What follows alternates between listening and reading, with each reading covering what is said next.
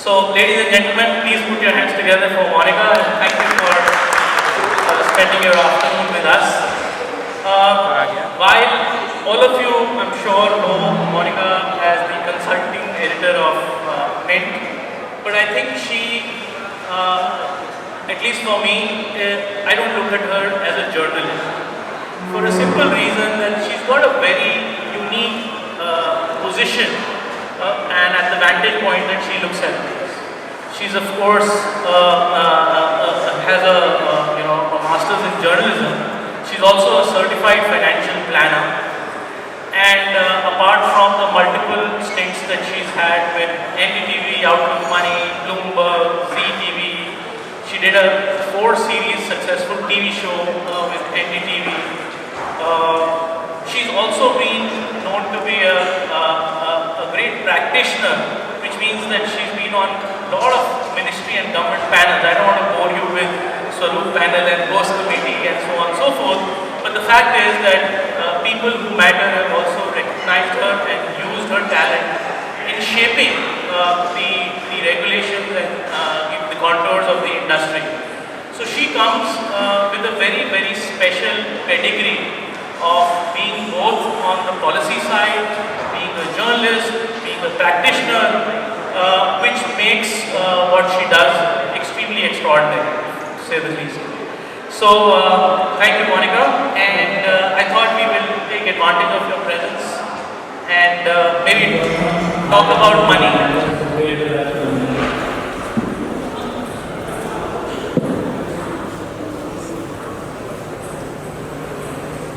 Got it. Thank you.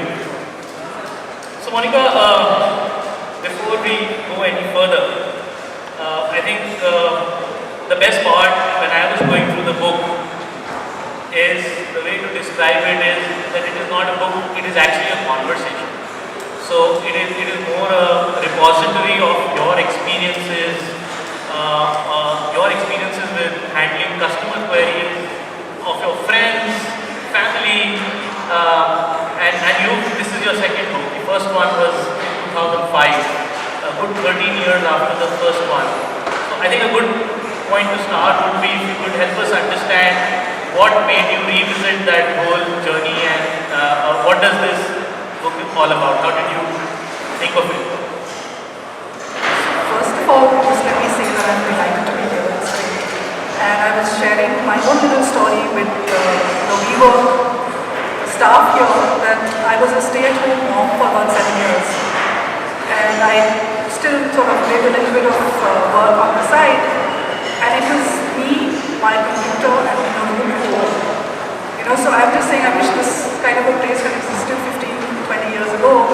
So it wouldn't have been so lonely. It's soul-destroying to be sitting alone with a computer and trying to work alone. So this is fantastic. It's great that all of you are here. I love the energy. It's great. And thank you so much for inviting me here. It's great to talk about my book because I'm so passionate about it.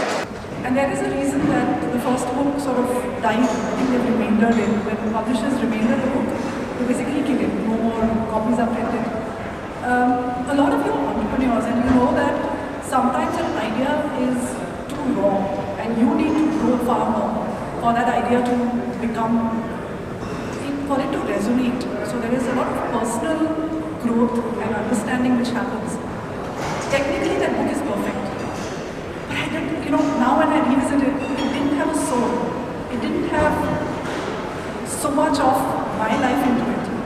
So it's a technically perfect book, there's not a single error.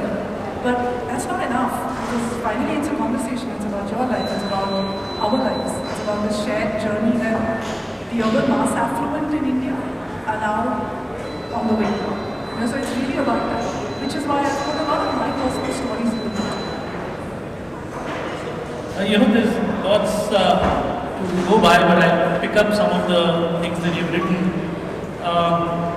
I've done in the last 10 years and responded to column I write in Mint. Equally interwoven is a larger perspective of why we are faced with a marketplace that is predatory, why the governments need to finance in deficits, leads you to buying toxic products, why the global financial sector wants you to feel stupid,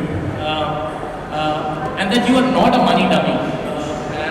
toughest value for money, kitna deti hai person, suddenly becomes stupid when it comes to money. It is so true that Indians are known to be shrewd, good with money, and yet when it comes to managing their personal finances, we've kind of not done that well.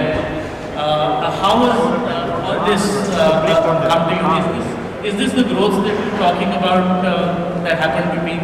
Yeah, so as you said, the work has been both on the retail-facing part and also policy. So I've spent a year with the government, with the Ministry of Finance consultancy, to look at something called the Sqrrl Committee report, where we went into the whole basis of selling. I've done a few academic papers published in mainstream global journals. So you come to these conclusions only after you've really been immersed in what you do. And that is what finally emerged, that we are very smart people. Indians are smart. We are value for money customers. How is it that when faced with our money, our savings and investments, we tend to make so many errors? And then I understood that it's a supply side problem. It's not a demand side problem. So when we are choosing gold or real estate or fixed deposits, we are actually being very smart, because we are staying with the things we either can touch, hold, live in, wear, or are familiar with, which is a bank deposit. Right? So, and this is something I say to women groups, that women are laughed at for buying gold so much.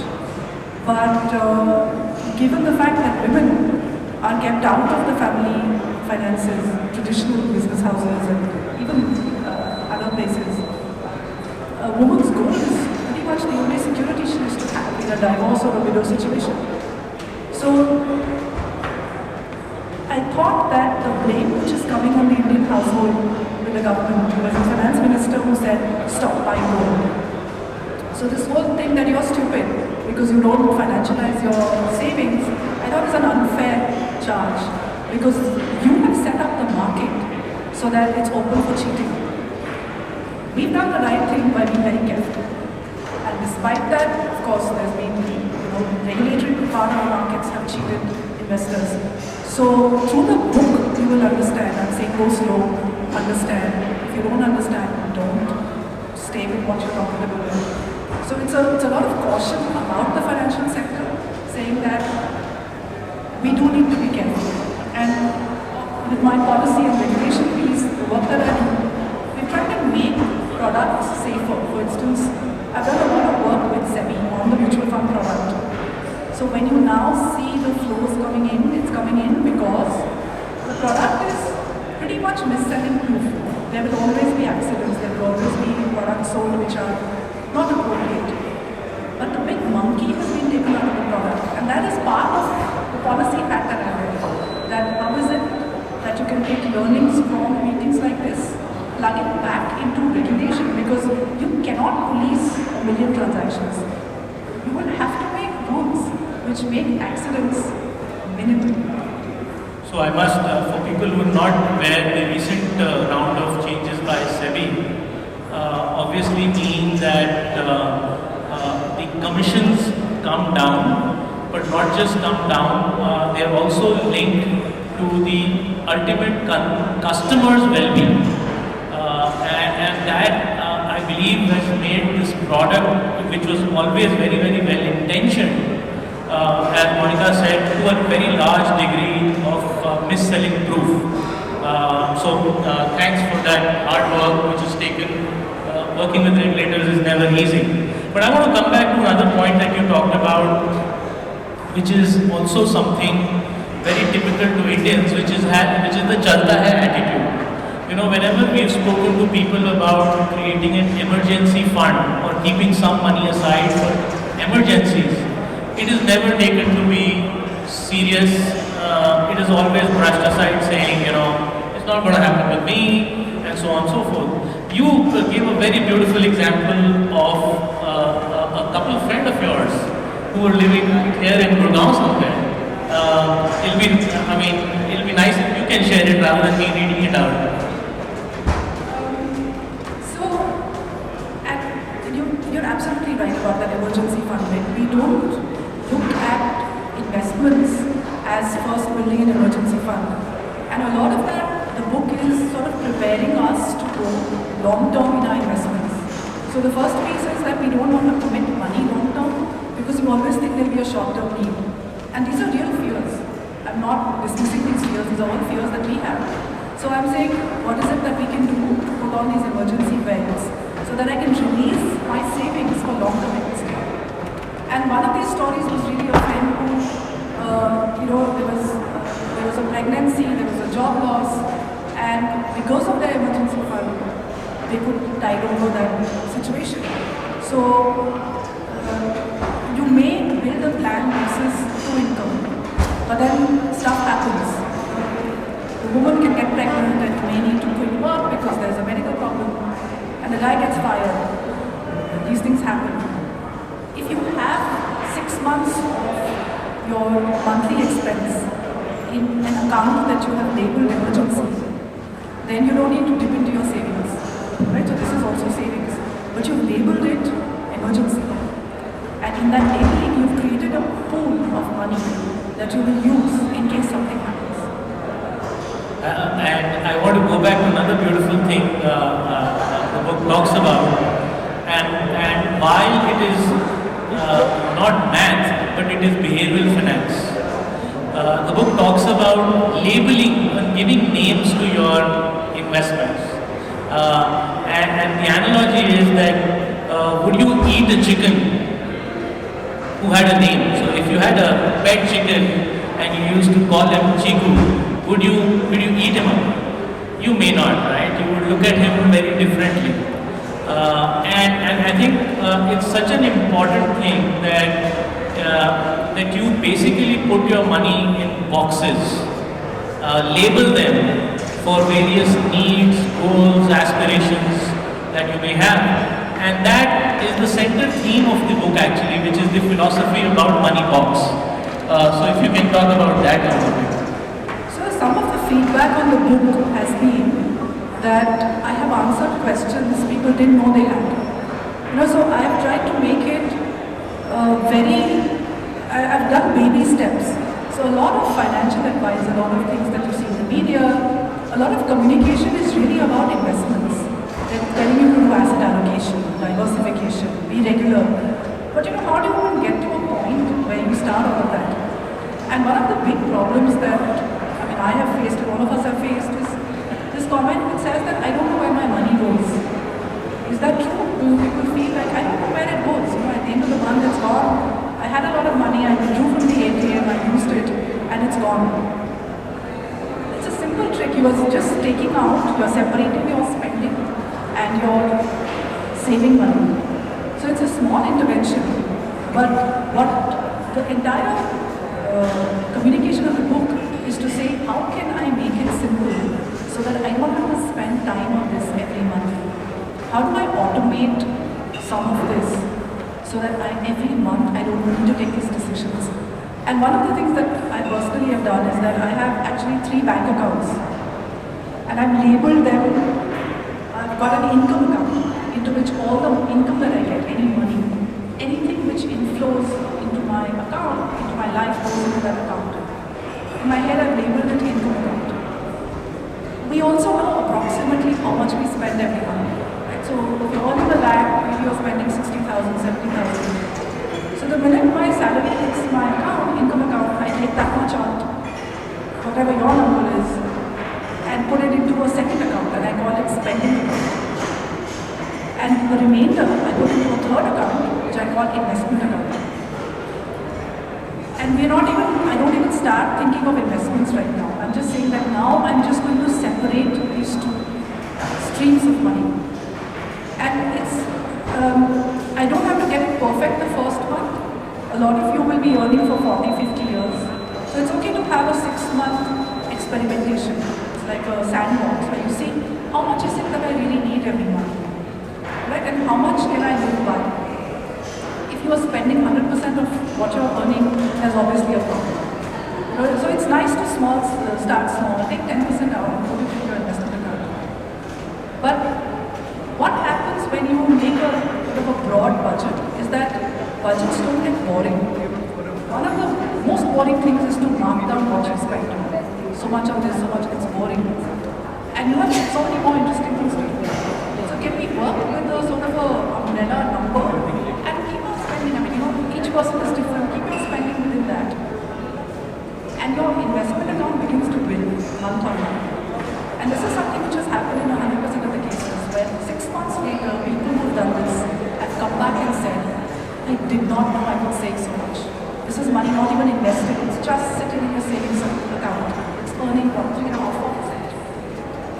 Because you've labeled an investment account, there is no temptation to buy a gadget out of it.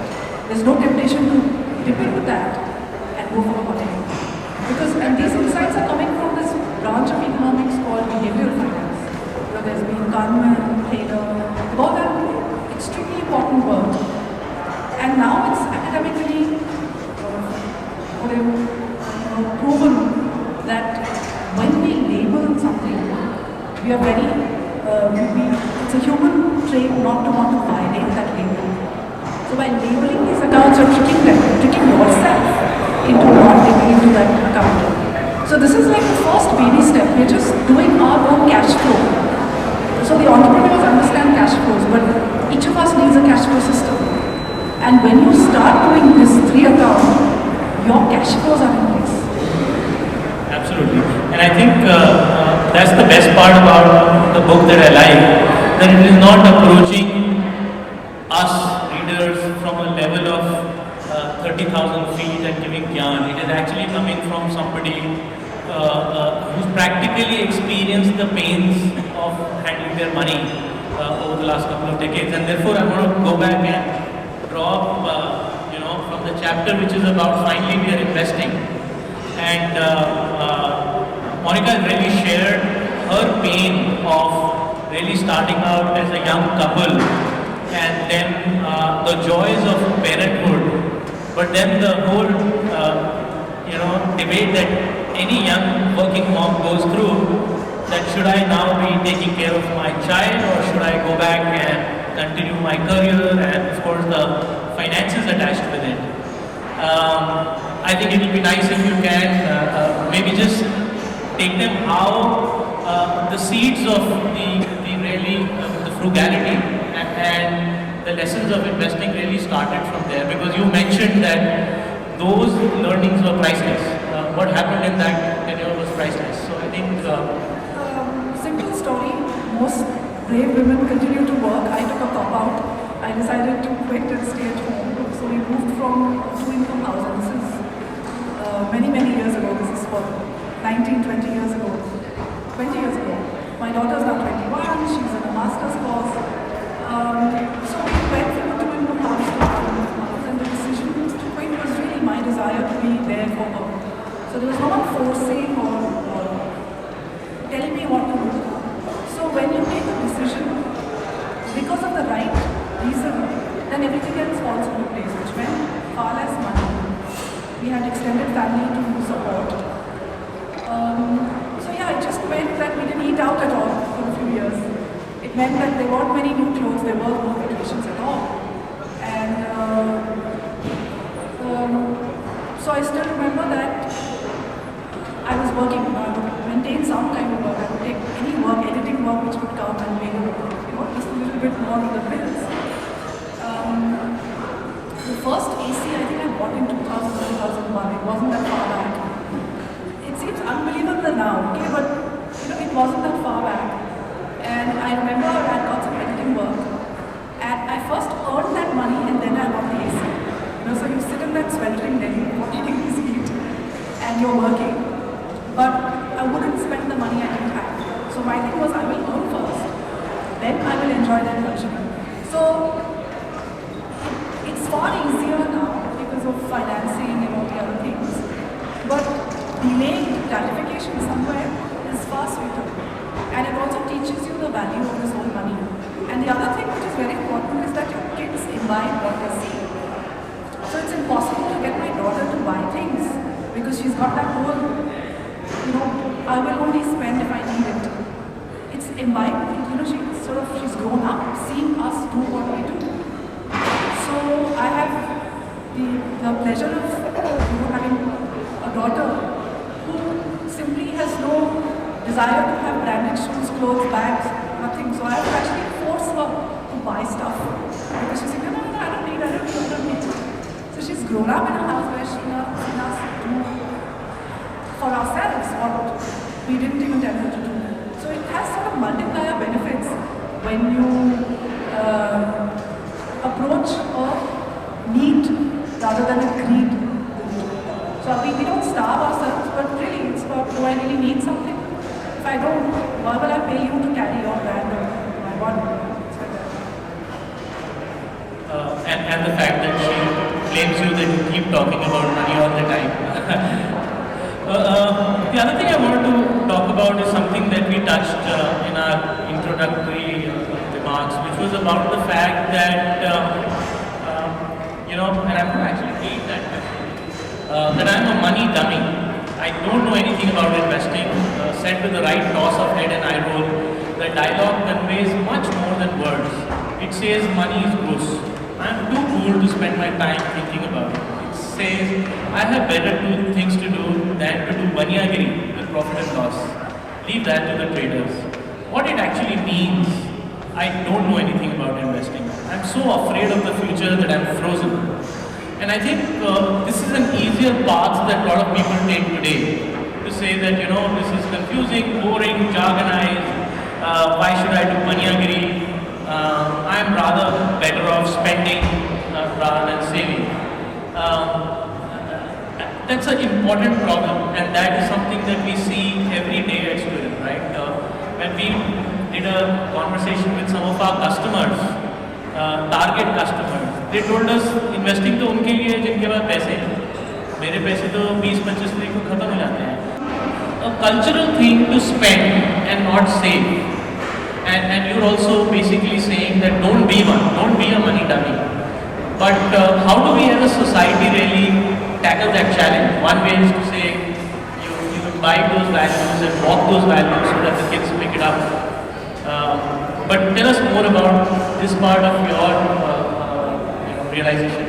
The paragraph was actually written aimed at women, and I do a lot of conversations with women on money, and that's been a typical sort of a pushback, especially in social groups when they find out that I run the personal finance pages or I have anything to do with numbers and money, and it's I don't understand. It's this whole, it's too beneath me. But I think it's equally true for men, where it's far easier not to deal with something which appears tough. And it does appear tough. It is intimidating. At one point I calculated that you need between 12 to 14 financial products in your life. And if you were to sit and decode each product yourself, it would take years of your time. So it is a very difficult proposition, finding product selection. The aim of the book is actually to get you up to speed in terms of even beginning to ask questions of financial planners. What I'm saying is that there will be very few do-it-yourself investors. Even I work with a planner to bounce off my ideas. Okay, because it is such a complicated thing. Finally, when you come to product selection, okay, the route is easier. The big problem is to get started in an organized way and not to go from mistake to mistake, lurch from this product to that product. So all that the book is trying to do is to set you off on a planned path. The product selection, if you want to do it yourself, will take a lot of work. Or you will need help of experts, fee for financial planners. So yes, when you face the products without having a plan, you feel like a money dummy. And you should, because it is intimidating. But the minute you have a plan in place, the minute you know why you need a plan, why you need a product in your money box, then you're able to ask better questions. You will always interface with the financial sector. All that the book tries to do is to get you to ask the right questions, understand what kind of products solve what kind of problems. Every product in the money box should solve a specific problem. Right? So what the book is saying is that simply buying to get a higher return is a sure way to lose money. Right? You will have to take a solution-based approach. It's like going on a diet. You know, how do you know what diet works for you? Each person is different. You will have to have your own customized plan. And the book just sort of starts you thinking about a planned way rather than this, I'm buying stock today, I'm buying mutual fund, I'm buying a unit today. So this ad hocism hurts your money because you're all here trying to make money, right? Spending what you're spending, you want to buy space here, you're doing what you're doing, you all want to make more money, you all just want to make more money. But the thing is, you can make the money, but does it work for you then? What happens to it after you've made it? So the entire conversation is to say that you will make your money work for you. And how you will do it is, that is the part. Thanks. The other thing I think which is very typical of Indians and maybe few other societies in the world is our love and affection for gold and real estate. I think Indians are the largest consumers of gold in the world, and of course for a very long time, and I think there is a method behind it, there is a reason behind it, that for the last 30, 40, 50 years that was the store of value or wealth creation, the real estate I meant. But I guess we are now living in different times, and you are also exposing the readers to all asset classes, opening up the doors to say, look, there are various asset classes and you need to, like you rightly said, horses for courses, each one has to see what works for whom, for what goals, for what durations, but also exposes them to the new age instruments that are available like mutual funds and so on and so forth. So what's been your experience on the way Indians are transitioning from these traditional avenues to the new age avenues, and what are the pitfalls that the book is really highlighting them to avoid? So, as I said in the beginning, that we were in real estate and gold and fixed deposits for good reasons. Because one, there weren't any financial products out there. And two, there was a whole problem of trust.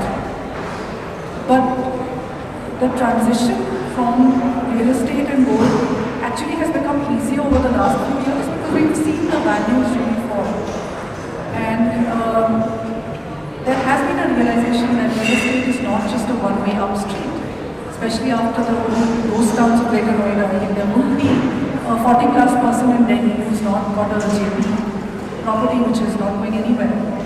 So this, that view of real estate as being something which only goes up sort of has got smashed. But this transition into financialization and then financialization through mutual funds does take time. When the market crashed by almost 1,000 points about 10 days back, one of my reporters called up several financial planners to say, what was your day like today? Because planners, typically you will understand, will get panic calls from investors saying what you said about mutual funds. And what we thought was very interesting. Planners were saying that investors who've been with them for more than 3 years did not call. Investors who had not seen a crack in the market panic-stricken. Okay, so it really will take one down market to see that if you stay invested, markets will come back. Why do markets come back? Because we are in a growth economy and growth translates into profits, which translates into valuations on the market. So stock market is irrational short term, but rational long term.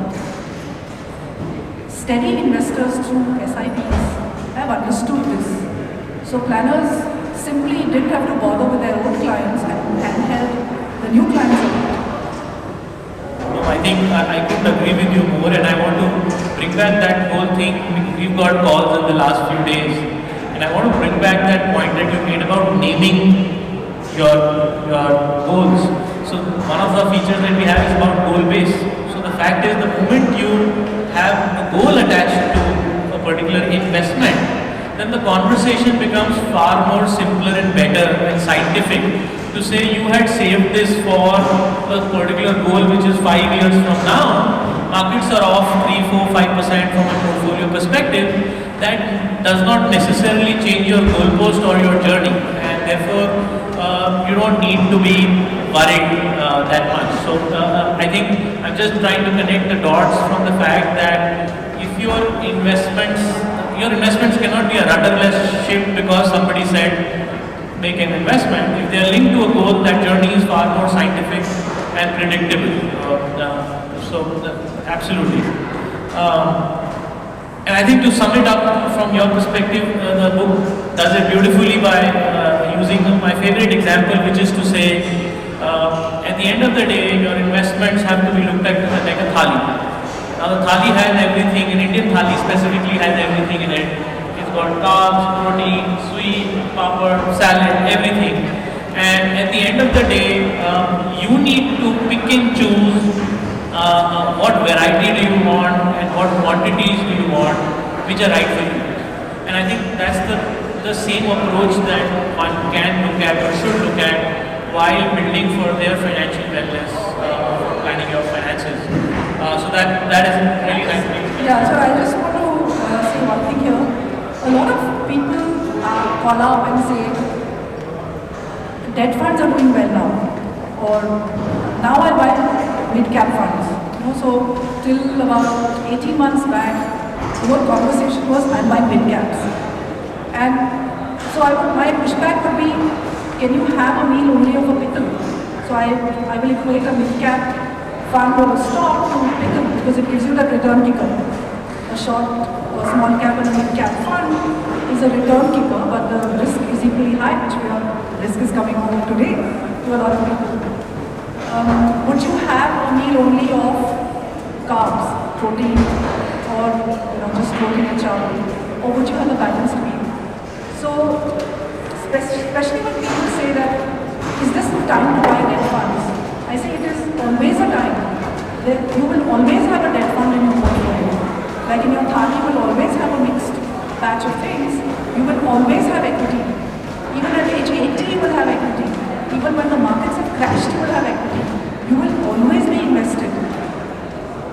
The problem is that we have all grown up with channels who cater to brokers and speculators. And this is no value judgment on speculators. They provide liquidity to markets. But we are investors, we are retail investors, we are long-term, we are investing for growth. But when we look at the channels, we are looking, oh, this is up, this is down. I'll buy when markets are down. I'll buy at the lowest value. We can never do that. Okay, we will always miss it. So the only way we can make money is to have a good mix of products which is good for us. So the shorter term your goal is, the less equity there is. The further away your goal is, more equity there is. So for my own retirement, I have zero debt. I have nothing. Because I understand the products, I don't have a single debt fund. I don't have a single fixed deposit. I have the one house that I live in. I don't have any other real estate. I understand why equity is this long-term asset class. And I will then put my money where my hope is and do exactly what I've done, what I've written that I've done.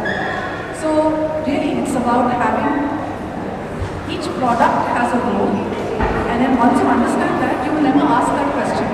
Is it a good time to buy it? I don't know. Depends on the situation. Absolutely.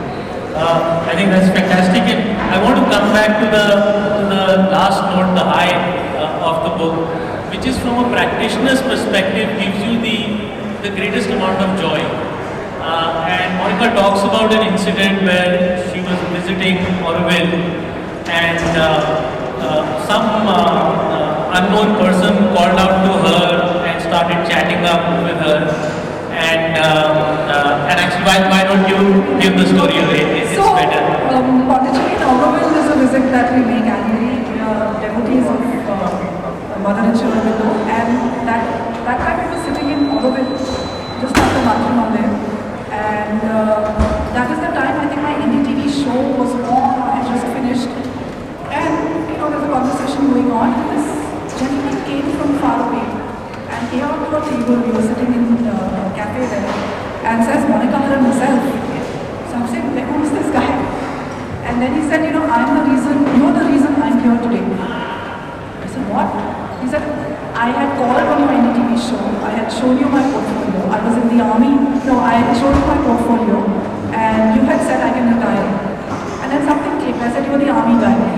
So out of all the hundreds of callers, somehow I remembered that this was the army guy who had called up, showed me his pension numbers, showed me his portfolio, and said, can I retire from the army? And I had, looking at his finances, I said, yeah, absolutely. You're looking for pension money, you have these assets.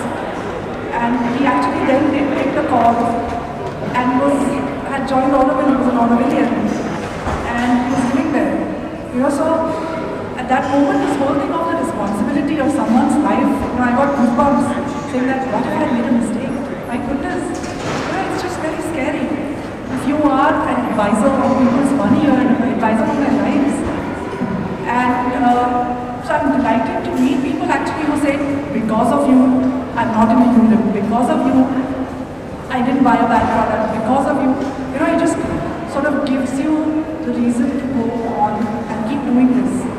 Because somewhere it helps other people who see what you're trying to show. And yeah, this is one of my favorite stories, the Orwell story. And I must also just add to that one time I had this conversation with somebody about this profession per se, and he told me that this is actually much more far-reaching than even a doctor, and I was not convinced. And I said, how? He says, if you're a doctor, you can basically take care of somebody's well-being in this lifetime. But if you're able to manage your money well, you can actually impact not just this lifetime, but leave a big legacy for your family, for future generations as well. And therefore, the role that you actually end up playing in somebody's life is so much more important, so much more far-reaching, and to that extent, far more satisfying. So on that note, Monika, thank you so much for your time, and I'm going to open it up for any questions that anybody has. You have a question, okay? Meanwhile, I will also request everybody. So, what would you suggest to a guy, who cannot afford a financial planner but wants to invest? Can't afford a planner, but you want to invest? First, I would say that a lot of planners don't cost that much. So we think that we need a lot of money to get a planner, but you will get a planner at different stages of your portfolio.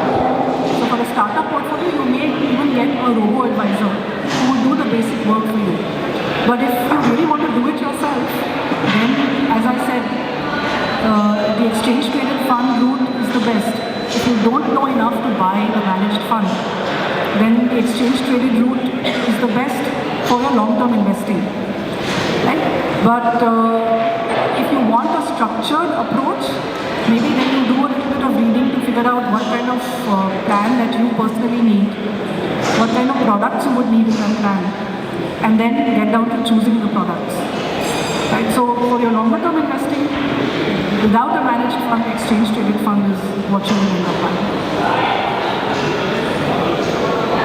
Thank you, gentlemen and ladies. Thank you for your time, and please join us for a quick bite. And also, we will give away the books. You can get them signed by Monika. Thank you.